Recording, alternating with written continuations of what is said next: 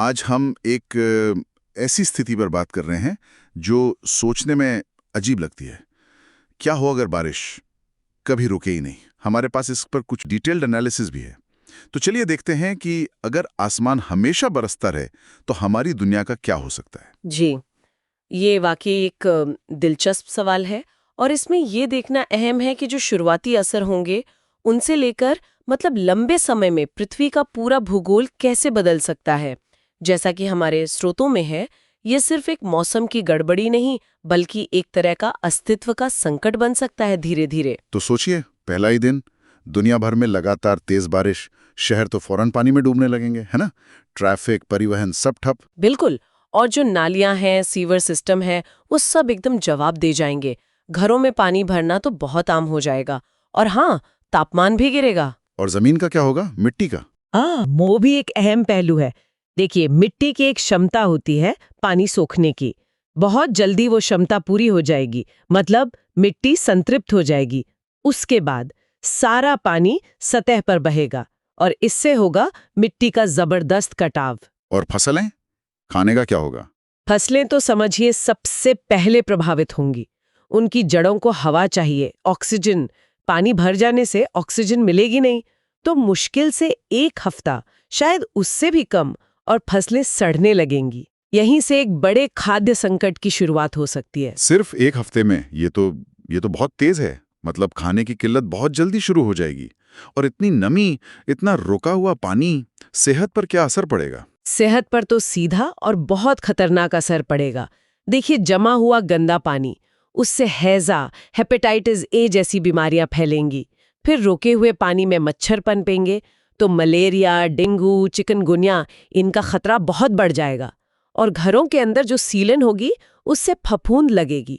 वो भी सांस की बीमारियों का कारण बन सकती है। अच्छा, तो ये तो हुए शुरुआती कुछ दिन या हफ्ते। अगर ये सिलसिला महीनों तक चले, मान लीजिए 1 महीना हो गया। 1 महीना, स्थिति बहुत ज्यादा बिगड़ चुकी होगी तब तक। कई निचले इलाके तो पूरी तरह पानी में डूब चुके होंगे। नदियां अपने किनारों से मीलों दूर बह रही होंगी।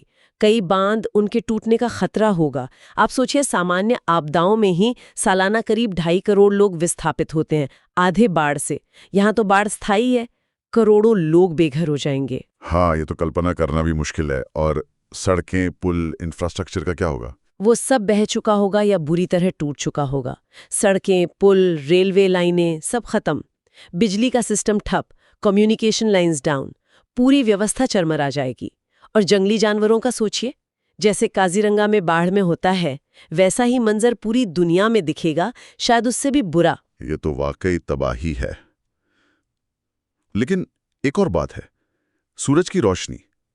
अगर बादल छाए रहेंगे लगातार, नहीं पहुंचेगी। और इसका सबसे भयानक असर होगा प्रकाश संश्लेषण पर, मतलब फोटोसिंथेसिस। वो प्रक्रिया जिससे पौधे खाना बनाते हैं और ऑक्सीजन छोड़ते हैं। ओह, तो पौधे मरने लगेंगे? हाँ, जमीन के पौधे जिनसे हमें करीब 30% ऑक्सीजन मिलती है, वो मरने लगेंगे। और सिर्फ जमीन के ही नहीं, समुद्र में भी? जी हाँ, समुद्र में जो छोटे छोटे पौधे होते हैं, फाइटोप्लैंक्टन, वो भी तो सूरज की रोशनी से ही जिंदा है। और वो फाइटोप्लैंक्टन हमें पृथ्वी की लगभग आधी, मतलब 50% से ज्यादा ऑक्सीजन देते हैं। उनके खत्म होने का मतलब है ऑक्सीजन के स्तर में भारी, बहुत भारी गिरावट। ग्रह का दम घुटने लगेगा एक तरह से। खाना तो पहले ही कम हो रहा था, अब ऑक्सीजन भी, भूखमरी और बढ़ेगी। ये तो जीवन के लिए खतरा हो गया। और पानी, पीने का पानी मिलेगा? इतना सारा पानी होगा, पर पीने लायक? अपने साथ क्या लाएगा? सीवेज, फैक्ट्रियों का केमिकल कचरा, भारी धातुएं, सब कुछ। ये सब बहकर नदियों में, झीलों में और फिर समुद्र में मिल जाएगा। तो जो पीने के स्रोत हैं, वो जहरीले हो जाएंगे। समुद्री भोजन भी खाने लायक नहीं रहेगा। और बीमारियां, हैजा, टाइफॉइड, ये सब महामारी बन जाएंगे। हे भगवान! अब अगर ये 1 साल तक चलता रहे, 1 साल लगातार बारिश, तब क्या होगा? क्या कुछ बचेगा? जो विश्लेषण है वो बताता है कि 1 साल में धरती का नक्शा शायद हम पहचान भी ना पाए। ज्यादातर जमीन स्थायी रूप से पानी के नीचे होगी। सिर्फ ऊंचे पहाड़ ही पानी से ऊपर झांक रहे होंगे।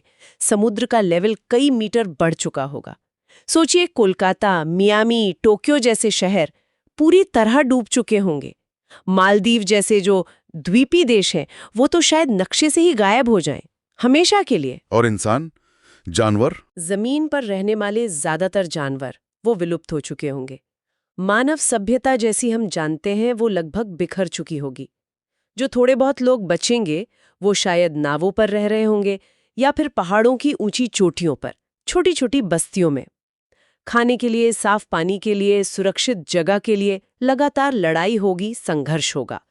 और लगातार ठंड और नमी से हाइपोथर्मिया का खतरा बढ़ेगा, उससे भी मौतें होंगी। तकनीक तो भूल ही जाइए, बिजली, इंटरनेट, जीपीएस ये सब बेकार हो चुका होगा। और अगर ये दशकों तक चले, मतलब बारिश रुके ही ना, तो पृथ्वी का चेहरा ही बदल जाएगा, स्थायी रूप से। लगातार पानी के बहाव से, कटाव से नई नदियां बनेंगी, विशाल झीलें बनेंगी, गहरी घाटियां बनेंगी। समुद्र में इतना ताज़ा पानी मिलेगा कि उसका खारापन बदल जाएगा। समुद्री धाराएं बदल सकती हैं। इसका असर पूरी दुनिया के मौसम पर पड़ेगा। शायद समुद्रों में ऑक्सीजन और कम हो जाए, वो और अम्लीय हो जाएं। और हाँ, जमीन पर इतना पानी जमा होने से, उसके वजन से कुछ इलाकों में भूकंप का खतरा भी बढ़ सकता है। तो क्या किसी तरह का जीवन बचेगा भी? देखिए, जीवन बहुत लचीला होता है। नए तरह के दलदली इकोसिस्टम जरूर बनेंगे, लेकिन उनमें आज जैसी विविधता, बायोडायवर्सिटी वो नहीं होगी, बहुत कम होगी। और इंसानों की आबादी वो बहुत ही कम रह जाएगी, शायद सिर्फ ऊंचे पहाड़ी इलाकों में, छोटे छोटे बिखरे हुए समुदायों में। ये सब सुनना ही एक बुरे सपने जैसा है, लेकिन क्या इसका आज की दुनिया से, असलियत से कोई लेना देना है, या ये सिर्फ एक कल्पना है? नहीं, यहाँ एक जरूरी कनेक्शन है। देखिए, ये स्थिति की बारिश कभी रुके ही नहीं, ये तो काल्पनिक है। लेकिन हमारे स्रोत आईपीसीसी यानी क्लाइमेट चेंज पर जो अंतर्राष्ट्रीय पैनल है, उसका हवाला देते हैं। और वो ये साफ बताते हैं कि जलवायु परिवर्तन की वजह से दुनिया भर में बहुत भारी बारिश की घटनाएं वो असल में ज्यादा तीव्र हो रही हैं और ज्यादा बार हो रही हैं। तो ये काल्पनिक स्थिति हमें उन असली खतरों की एक एक्सट्रीम तस्वीर दिखाती है। तो इसका मतलब ये है कि लगातार बारिश होना सिर्फ एक असुविधा नहीं है, सिर्फ ट्रैफिक जैम या कपड़े न सूखना नहीं है। ये एक धीमी लेकिन पक्की तबाही है, जो हमारे ग्रह को, हमारे जीने के तरीके को, हमारी पूरी सभ्यता को जड़ से बदल सकती है। शुरुआत बाढ़ और बीमारियों से होगी, फिर खाने और ऑक्सीजन की कमी होगी, और आखिर में जमीन ही नहीं बचेगी। बिल्कुल। और ये सब हमें एक बहुत गहरे सवाल पर लाकर छोड़ देता है। अगर इंसानों के पैरों के नीचे से जमीन ही हमेशा के लिए खिसक जाए, पानी में समा जाए, तो भविष्य में जो इंसान बचेंगे उनके लिए घर का क्या मतलब होगा, देश का क्या मतलब होगा, या धरती का ही क्या मतलब रह जाएगा? ये सोचने वाली बात है।